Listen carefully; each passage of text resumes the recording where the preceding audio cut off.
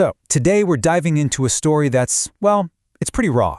It's an unfiltered look at overcoming massive financial hardship, and it really challenges everything we think we know about success, all based on one person's absolutely incredible life. And we're going to start right here with a warning. In a world that tells you to be your own boss, our source kicks things off by saying, don't do it. He'd actually warn you against it. And the reason why? Well, that's what this whole explainer is about. So, why the big warning? Because according to him, the path of an entrepreneur isn't some glamorous shortcut to success. Nope. He says it is the hardest, most brutal path you could possibly take. Let's really dig into what that means. You know, the thinking, if you can't find a job, just create your own, right? But our source is crystal clear on this. The daily grind of looking for a job is an absolute cakewalk compared to the relentless, soul-crushing pressure of being self-employed. And that idea right there, it sets the stage for a story of unbelievable grit. Yeah, this is not a story about privilege or luck or being born into the right family. This is a story that starts at the absolute bottom, built on nothing but pure, stubborn, unyielding determination. And this is where it gets really interesting. Success was never, ever a given for him. In fact, he started out in the bottom 10% of his class. He's the first to admit he didn't have any natural intelligence. The only thing he had, a decision to just work harder than everyone else, slowly, painfully climbing his way up year after year on pure effort alone. And wow, did that effort take him on a winding road. He spent 3 years trying for a medical degree, then 5 years in the legal world. And after all that, he jumped onto the brutal, unpredictable path of self-employment for over 3 decades.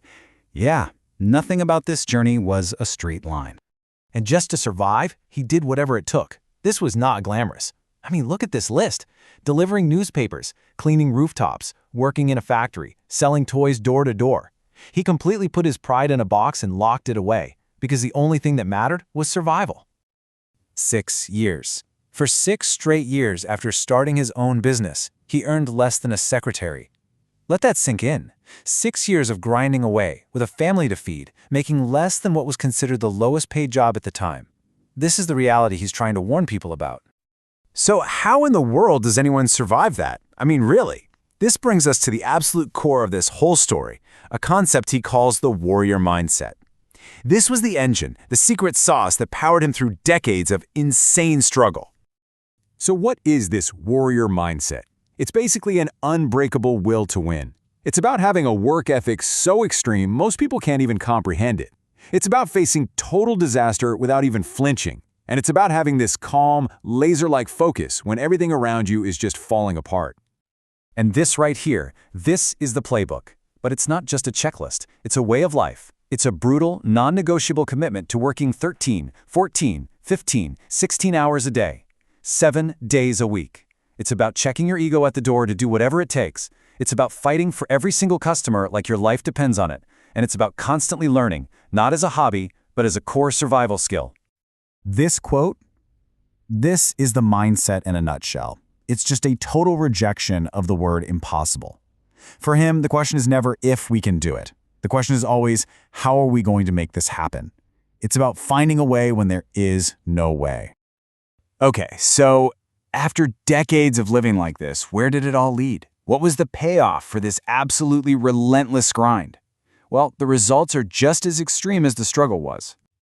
I mean, the contrast on this slide is just, it's incredible. Think about it. He went from losing everything in the 2008 crash and working nights as a security guard to driving cars that cost more than most people's houses. From being denied a simple credit card for 36 years to having the highest private wealth status at his bank, building a level of assets that he just calls unspeakable. And that insane turnaround we just saw from a rock bottom as a security guard back to the top, that wasn't an overnight thing. It took another 4 years of that same intense, non-stop grind to climb all the way back to earning millions again. 4 years to rebuild an entire empire from literally nothing. You would think that's the end of the story, right? But it's not. Not even close. Because after all of that, he recently lost his eyesight. He's now legally blind. And guess what? He's still working for himself, still creating, still fighting. It's the ultimate proof of his point. The mindset is what matters. The circumstances don't. So, after hearing this unbelievable story, what's the takeaway for you? Well, the lesson isn't just go become an entrepreneur. No, it's about understanding the absolutely insane level of commitment it takes to achieve something truly massive. This is his personal motto, and it pretty much says it all, doesn't it? It's an absolute all-or-nothing commitment. There is no plan B. There is no safety net. There is only the goal, and the relentless whatever-it-takes drive to get there. And that really leaves us with one final, very powerful question to think about. When you look at your own life, your own goals, your own dreams, what is that one thing that you are willing to fight for with that kind of intensity? What's the goal you're willing to die trying for?